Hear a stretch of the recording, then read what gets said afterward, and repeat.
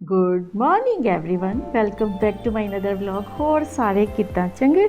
ਚਲੋ ਤੁਸੀਂ ਚੰਗੇ ਤਾਂ ਅਸੀਂ बहुत ही चंगे।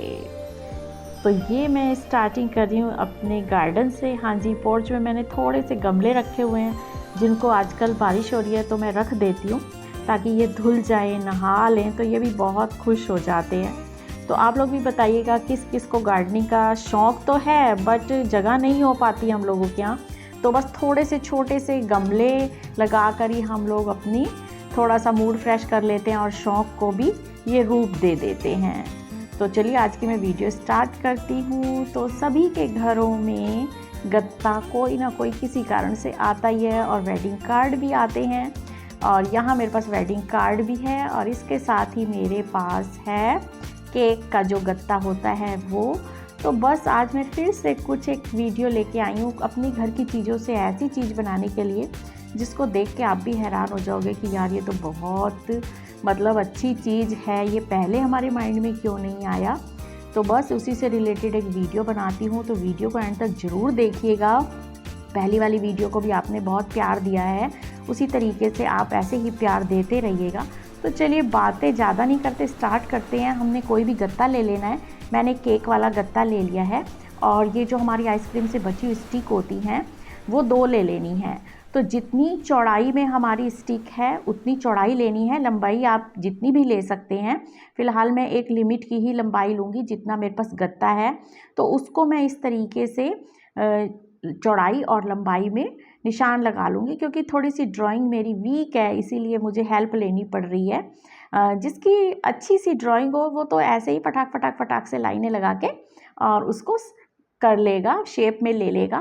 फ़िलहाल मुझे थोड़ी सी हेल्प लग गई स्केल की। स्केल क्या, मैंने वही स्टिक ही ले लिया था और देखिए ये कट कर लिया है इतना लंबा और चौड़ा। चौड़ा खास ख्याल रखिएगा, जितनी स्टिक चौड़ी हो उतना ही लेना है। उसके बाद एक हम कपड़ा ले लेंगे। अगर कपड़ा किसी के पास नहीं है तो आपके घर कोई भी हो, जैसे मतलब जो बच्चों के हम लोग चढ़ाते हैं पेपर, उनकी बुक्स पर अबरी जिसको बोलते हैं हम, वो भी आप ले सकते हैं। नहीं तो आपके घर जो बच्चे प्रोजेक्ट बनाते हैं उनकी जो शीट होती है कलरफुल होती है, उनमें से भी आप कोई छोटा बड़ा टुकड़ा ले लीजिए। बस काटते समय थोड़ा सा ख्याल रखना है कि थोड़ा सा उससे एक्स्ट्रा लेना है, जैसे कि मैंने गत्ते से एक्स्ट्रा लिया है। तो बस फिर हम लोग गत्ते के साइड में इतना इतना इसका किनारा काट देंगे। उसकी वजह ये है कि जब हम लोग इस पर ये फोल्ड करके चिपकाएंगे ना, तो अगर हम ऐसे ही चिपका देंगे बिना काटे तो क्या होगा, वो घुसड़ मुचड़ टाइप का बहुत भद्दा सा लगेगा, मोटा मोटा सा, फिनिशिंग नहीं आएगी। और अगर हम इस तरीके से इसके कॉर्नर काट देते हैं तो बहुत सफाई सी आ जाती है, इसलिए मैं इसके चारों कॉर्नर काट दूंगी। तो फ्रेंड्स मेरी आपसे एक रिक्वेस्ट है, अगर आप लोग फर्स्ट टाइम आए हैं मेरे चैनल पर तो सब्सक्राइब करके जाइएगा। वीडियो पसंद आए तो प्लीज़ एक लाइक करके जाइएगा और अपने दोस्तों के साथ, फैमिली फ्रेंड के साथ और जितने भी घर के मोबाइल हैं सबसे सब्सक्राइब कर दीजिएगा। मेरी ये हाथ जोड़कर आपसे विनती है। तो बस उसके बाद मैंने फैब्रिक ग्लू ले लिया है और इसको मैं थोड़ा थोड़ा लगा के और फोल्ड करती जा रही हूँ। और इसको थोड़ा सा प्रेस करना है ताकि ये अच्छे ढंग से चिपक जाए। जल्दीबाजी बिल्कुल भी नहीं करनी है और थोड़ा सा उसको टाइम देना है कि वो सूख जाए। तो लीजिए एक हमारा बेस तैयार हो गया है। उसके बाद क्या करना है, मैंने यहाँ ले लिया लेस, क्योंकि मेरे पास छोटे छोटे टुकड़े लेस के पड़े हैं। जिसके पास लेस नहीं है वो क्या कर सकता है, यहाँ जिसको पेंटिंग का शौक़ हो तो वो पेंट कर सकता है। नहीं तो जो आपके पास नेल पेंट होता है आप वो लगा सकते हैं। स्केच पेन हो तो आप उससे ड्राइंग कर सकते हैं। नहीं तो आपके पास रिबिन हो, ऊन हो, कुछ भी हो, आप उसको डेकोरेशन अपने हिसाब से कर सकते हैं। तो यहाँ मैंने ग्लू गन लिया है और ग्लू गन से मैंने उसको चिपका दिया है। तो आपके पास अगर मोती हो बचे हुए तो आप वो भी लगा सकते हैं, ऊन हो वो भी लगा सकते हैं, इसमें कोई इशू नहीं है। तो बस मेरी वो दोनों साइडें चिपक गई हैं लेंस की, और इसके ऊपर कुछ इस तरीके से स्टिक को मैं ग्लू गन से चिपका दूंगी और उसको नीचे भी ग्लू गन से चिपका दूंगी।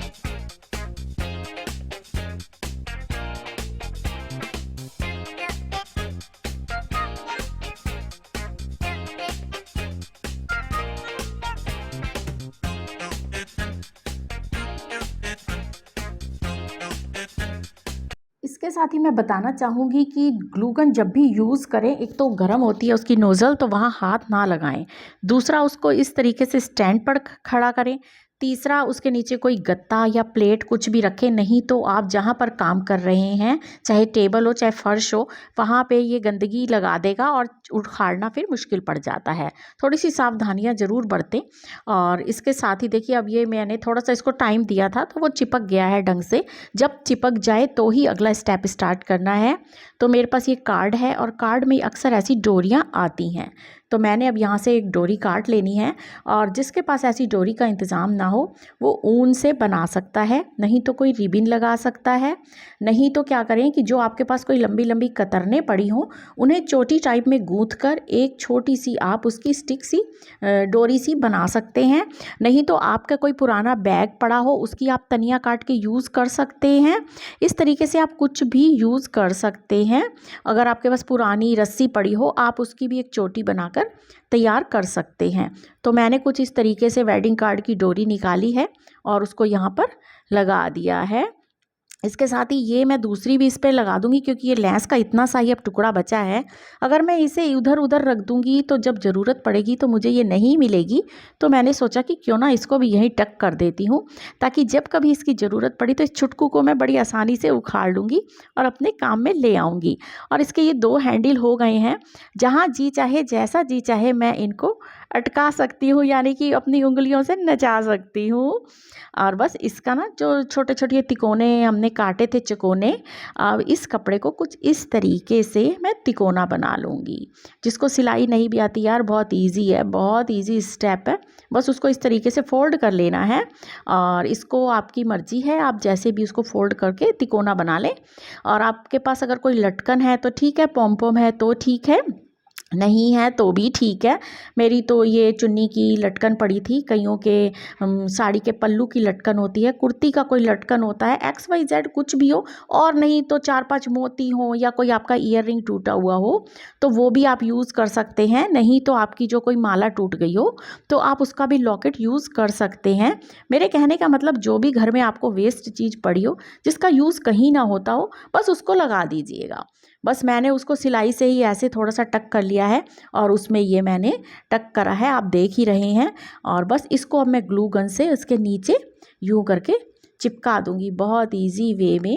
और फिर से मैं आपसे रिक्वेस्ट कर रही हूँ कि अगर फर्स्ट टाइम आए हैं तो प्लीज़ वीडियो को लाइक सब्सक्राइब चैनल को करके जाएं और कमेंट भी ज़रूर करें।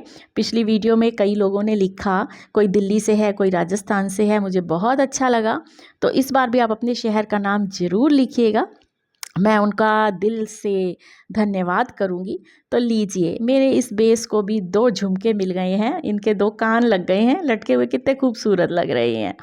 इन चीज़ों को देख के हमारे फेस पे स्माइल आ जाती है। तो बस ये हमारा एक फुल बेस तैयार हो गया है।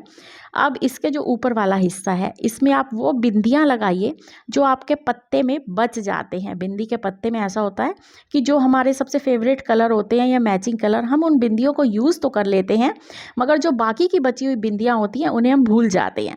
तो अब भूलिएगा नहीं, उन्हें यहाँ लगाइए और रोज़ इन्हीं बिंदियों को घर में यूज़ कर लीजिए। और नहीं तो जब हम रात को सोते हैं तो अपने माथे की बिंदी कभी बाथरूम में, कभी बेड पे, कभी दीवार पे और कभी मिरर पे लगा देते हैं, तो उससे बहुत भद्दा लगता है। इसीलिए आइंदा से जब भी आप बिंदी उतारें तो आप यहीं पे लगा के सो सकते हैं, तो आपकी बिंदियां बिल्कुल नज़र के सामने रहेंगी। मैंने अब एक सेफ्टी पिन ले लिया है और सेफ्टी पिन से अब इसका असली काम आया है। मैंने इस गत्ते में छेद करने स्टार्ट कर दिए हैं। मैंने इस गत्ते में अपनी ज़रूरत के हिसाब से छेद किए हैं अलग अलग जगह पर, जैसे जैसे मैंने इसका इस्तेमाल करना है। तो फ्रेंड्स, कैसा लगा ये मेरा आइडिया ज़रूर बताइएगा। ये आपकी बिंदियाँ भी अब बिल्कुल वो सामने रहेंगी जो आप कभी भी यूज़ नहीं करते थे, बट अगर आप घर में श्रृंगार करने के शौकीन हैं तो आप अपनी बिंदियों को अब यहीं से उतार कर यूज़ करेंगे और कभी भी आप अपने बेड या मिरर पे नहीं बिंदियाँ लगाएंगे, वहाँ से साफ़ करना बहुत मुश्किल हो जाता है। तो बस अब क्या करेंगे, देख लिया आपने इस चीज़ को मैंने इसलिए तैयार किया था कि आपके जितने भी ईयर रिंग हैं उनको आप इन छेदों में लगाकर लटका दें और इसको कहीं भी लटका दें अपनी आंखों के सामने। एक तो सुंदर सुंदर ज्वेलरी आपकी आंखों के सामने रहेगी, दूसरा आपको याद रहेगा कि मैंने किस चीज़ के साथ कैसी मैचिंग पहननी है और आपको इधर उधर ढूंढनी भी नहीं पड़ेगी और साफ़ सुथरी लटकी रहेगी, तो इसकी कोई भी चीज़ ख़राब नहीं होगी, इसके मोती नहीं गिरेंगे, इसके नग नहीं गिरेंगे, इसकी कोली नहीं खोएगी। तो ये बहुत सारा सुंदर सा मैंने ऑर्गेनाइज़र तैयार कर दिया है। देखिए वो भी बिल्कुल कबाड़ से जुगाड़ कर दिया है। तो बस कैसा लगा कमेंट बॉक्स में लिखिएगा ज़रूर, क्योंकि ये हम सब लोगों के काम की चीज़ें हैं यार, और इनमें पैसा भरना हमें अच्छा नहीं लगता। आखिर हम हैं तो सुगड़ गृहणियाँ ही ना। तो बस इसी के साथ करती हूँ वीडियो का एंड।